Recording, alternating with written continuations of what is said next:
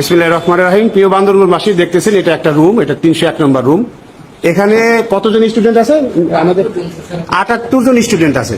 এই 78 স্টুডেন্টের আজকের পরীক্ষা হলো বাংলা প্রথম পত্র, বাংলা দ্বিতীয় পত্র মিলিয়ে ওদের হলো প্রি টেস্ট পরীক্ষা। এখন এইখানে যে আপনি দেখতেছেন দাঁড়ানো, একজন, দুইজন, তিনজন, চারজন, আর হলো পাঁচজন।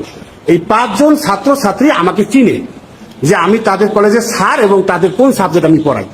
বাকি যারা বসে আছে, একটা ছেলে মেয়ে আমার নাম জানে না, আমি কোন সাবজেক্টের টিচার সেটা তারা জানে না। এখন আপনারা যারা বান্দরবানবাসী আছেন তারা বলতেছেন যে আমাদের এখানে ছেলেপেলেরা যে ফেল করছে এই দায় টিচারদের।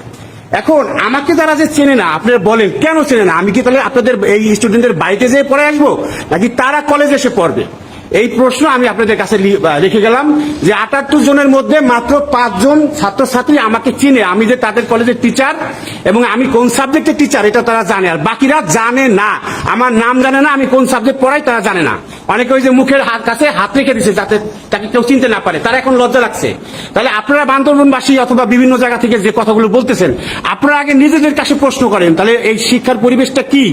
আর আপনাদের ছেলেপেলেদেরকে এখন আমরা বাসায় যে রশি দিয়ে বেঁধে তারপর টেনে নিয়ে আসবো, এটা আমি প্রশ্ন রাখলাম আপনাদের কাছে।